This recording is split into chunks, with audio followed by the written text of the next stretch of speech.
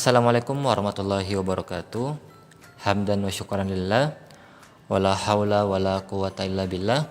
Assalatu wassalamu ala rasulillah wa ala alihi wa sahbihi wa wala. Allahumma fa'na bima 'allamtana wa 'allimna ma yanfa'una amma ba'd. Alhamdulillah teman-teman semuanya, kita bertemu dalam pembelajaran IPA.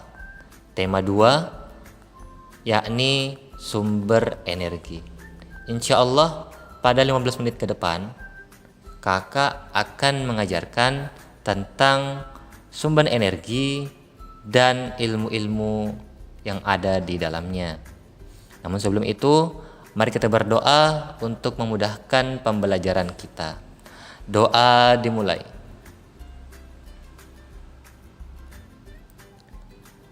Doa selesai.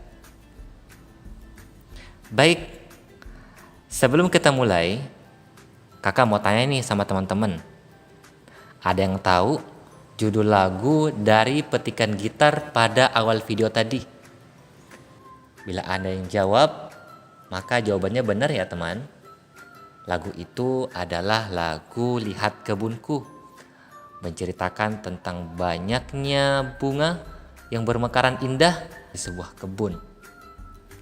Tahukah kita, selain dengan usaha menyiraminya setiap hari, ternyata bunga juga butuh energi yang besar agar bisa tumbuh dengan baik. Dan energi itu adalah energi matahari. Dan itulah yang akan menjadi judul pembelajaran kita pada hari ini.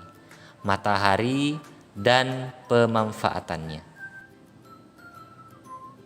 Baik, selama pembelajaran kita akan membagi menjadi 4 sesi.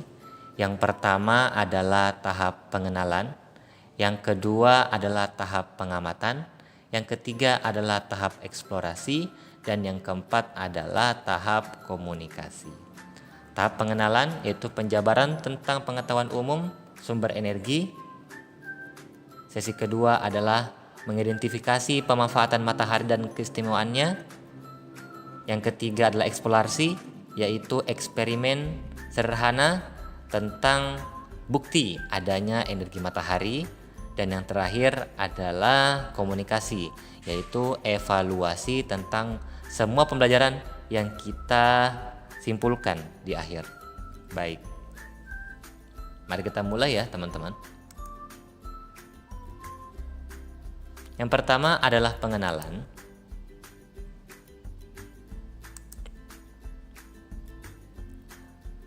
Teman-teman tahu apa itu sumber energi? Sumber energi adalah kapasitas untuk melakukan pekerjaan atau usaha. Jadi segala sesuatu yang bisa mendatangkan pekerjaan atau usaha, maka itu adalah energi. Untuk energi sendiri dibagi menjadi 8 sumber. Yang pertama ada energi matahari, yaitu energi yang tidak terbatas yang ada di bumi, yang dimanfaatkan oleh manusia sebagai sumber tenaga listrik maupun penguapan bahan makanan dan benda. Lanjut, energi minyak yaitu dimanfaatkan sebagai pembangkit listrik tenaga diesel. Lanjutnya ada energi batu bara, yaitu energi yang dipakai dalam menyimpan energi listrik dan bahan-bahan bakar utama produksi baja, semen, dan lain-lain. Lanjutnya ada energi nuklir, yaitu benda paling padat yang mengekstrak lebih banyak listrik, penampungan listrik maksudnya. Selanjutnya ada energi angin, yaitu sumber yang tidak perlu memakai bahan bakar, berguna penghasilan listrik sesuai dengan kecepatan angin yang diterima. Lanjutnya ada energi air, energi yang sangat potensial sebagai pembangkit listrik terbesar di dunia.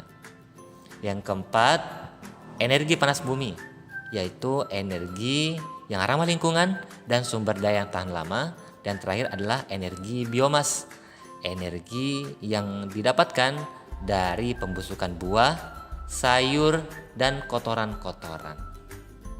Lanjut, kita akan pelajari tentang energi alternatif. Energi terbagi menjadi 2 bagian teman-teman. Yang pertama adalah energi terbarukan dan yang kedua adalah energi tak terbarukan. Energi terbarukan adalah energi yang dapat diperbaharui, sedangkan energi yang tak terbarukan adalah energi yang tidak dapat diperbaharui. Contoh sederhana dari dua energi ini, energi terbarukan yaitu ada biomas, ada matahari, ada angin, ada air, dan ada panas bumi. Selanjutnya, untuk energi tak terbarukan ada minyak bumi, batu bara, dan energi nuklir. Selanjutnya, kita mengarah kepada penjelasan matahari. Tahukah kita bahwa matahari adalah energi yang paling besar dalam tata surya sepanjang peradaban manusia. Selain itu, ternyata dalam energi matahari mempunyai dua jenis energi, yaitu jenis energi panas dan jenis energi cahaya. Selanjutnya, matahari adalah pusat tata surya yang menjadi titik poros segala planet di sekitarnya. Untuk lebih jauh mengenal tentang matahari, di sini ada fakta-fakta tentang matahari. Yang pertama, akibat rotasi bumi mengelilingi matahari, maka di bumi mengakibatkan pergantian siang dan malam. Selanjutnya, dengan adanya matahari, warna di setiap waktu selalu berubah karena terpengaruhi oleh atmosfer yang harus dilalui matahari sebelum masuk ke dalam bumi. Selanjutnya, matahari juga penentu cuaca dan iklim teman-teman. Selain di atas ada arus laut dan aurora. Dan yang terakhir, matahari adalah bintang di angkasa yang dapat dilihat di siang hari karena terbentuk dari reaksi fusi. Selanjutnya, kita akan beralih ke sesi kedua, yaitu sesi pengamatan. Tahukah kita tentang pemanfaatan matahari? Ya, matahari sangat bermanfaat bagi seluruh makhluk hidup yang ada di bumi, entah manusia, hewan, tumbuhan, maupun alam. Alam meliputi laut, awan, angin, dan suhu bumi. Manusia mencakup seluruh penduduk di berbagai belahan dunia yang mencapai 7 miliar jiwa. Selanjutnya, ada hewan, melingkupi hewan darat dan hewan laut. Dan terakhir adalah tumbuhan yang tumbuh beraneka ragam baik di dataran tinggi maupun di dataran rendah. Manfaat matahari bagi alam. Yang pertama, matahari adalah sumber cahaya yang menerangi bumi. Kedua, seluruh belahan bumi selalu hangat akibat rotasi bumi. Selanjutnya, matahari menyebabkan penguapan di laut yang memicu terbentuknya garam. Dan terakhir, dengan adanya matahari mengakibatkan perubahan suhu udara yang menciptakan angin.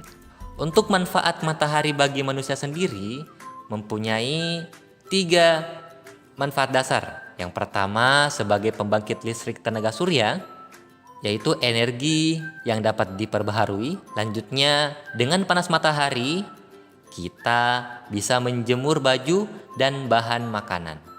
Dan terakhir, tanpa kita sadari bahwa vitamin D yang tercipta dari panasnya matahari sangat penting untuk pertumbuhan tulang dan otot kita.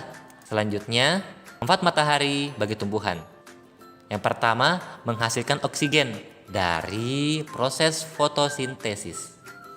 Selanjutnya, dengan adanya matahari, sinar matahari memberikan respon perubahan terhadap tanaman sehingga bisa menghasilkan bunga sesuai dengan jadwal yang telah ditentukan.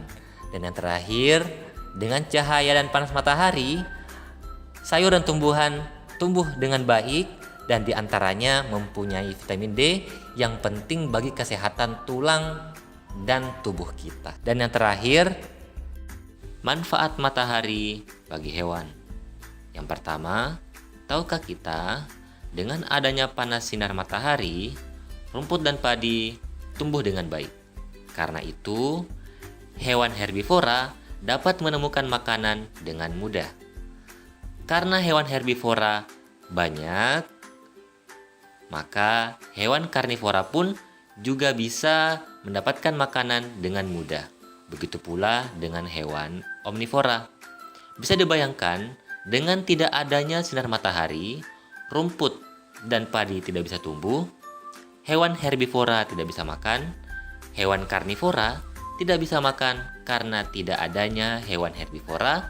Begitu pula dengan hewan omnivora yang tidak bisa makan karena tidak adanya hewan karnivora dan tidak adanya padi dan rumput yang kita tahu semua itu karena tidak adanya sinar matahari yang kita sebut rantai makanan.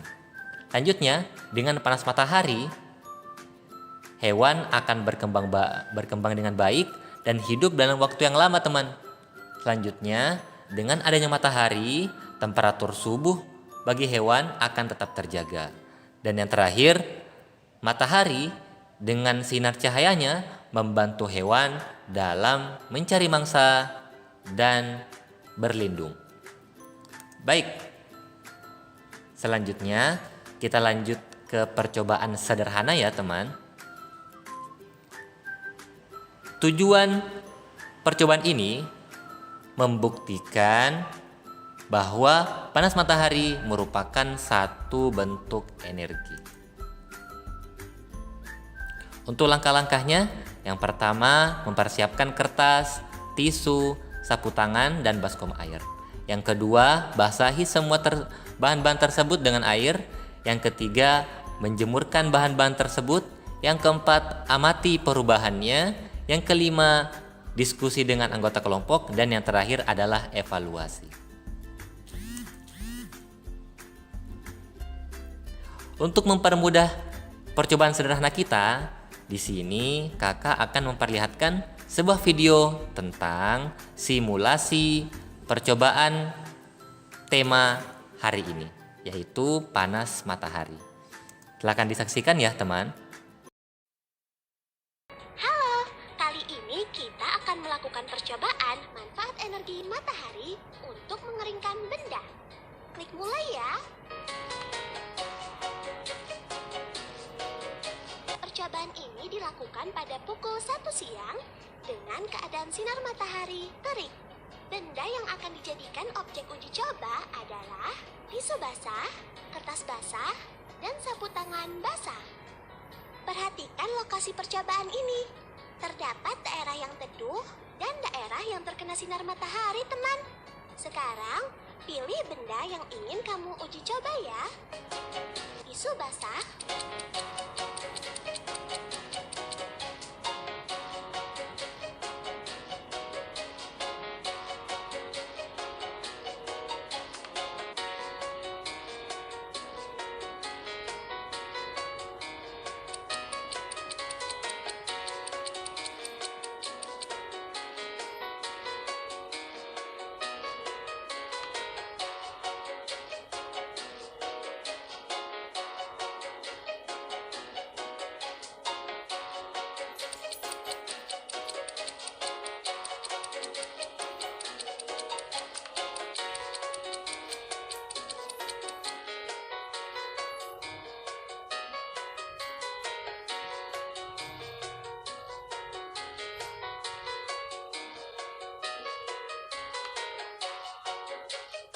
ayo uji coba benda yang lain, teman. Kertas basah,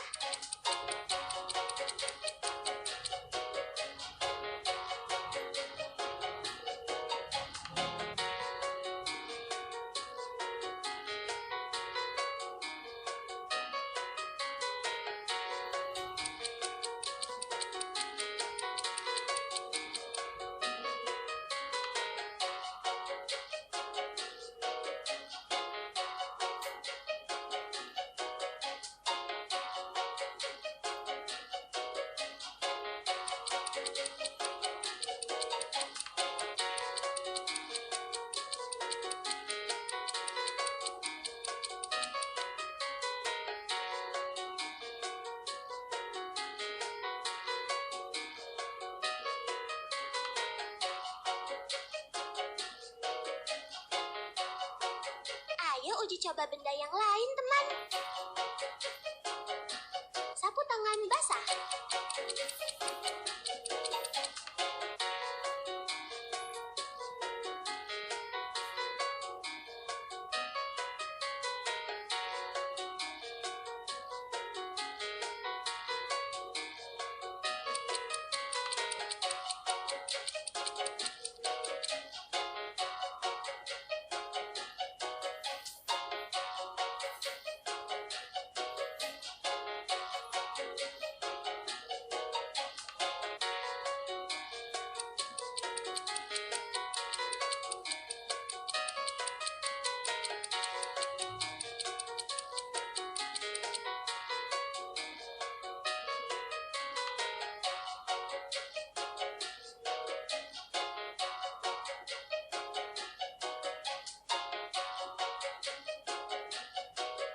Hore!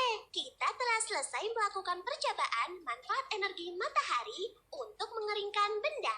Sekarang, coba amati hasil percobaan pada tabel. Ternyata, daerah yang terkena sinar matahari lebih cepat dalam mengeringkan benda, teman. Kamu juga dapat melakukan percobaan ini secara langsung loh. Selamat mencoba ya, teman.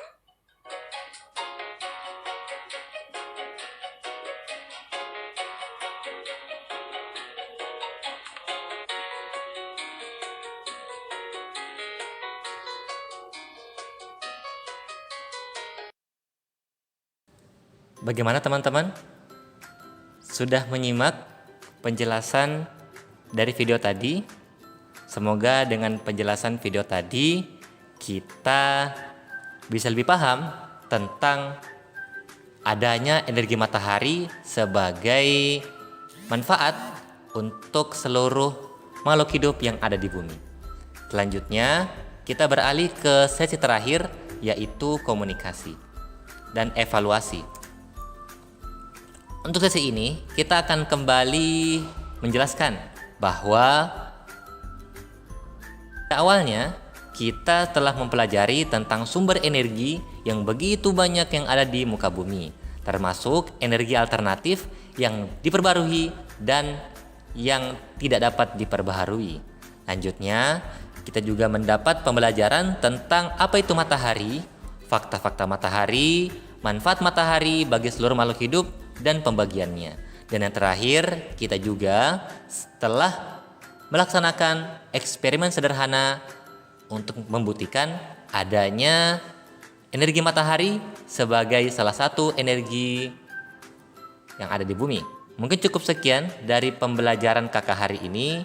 Ustaz harapkan kepada teman-teman semuanya, jangan lupa untuk selalu belajar, tetap semangat, dan menjadi bermanfaat untuk nusa dan bangsa. Baik, kalau begitu kakak akhiri pembelajaran kita hari ini ya. Terima kasih atas perhatiannya. Kakak pamit dulu. Wassalamualaikum warahmatullahi wabarakatuh.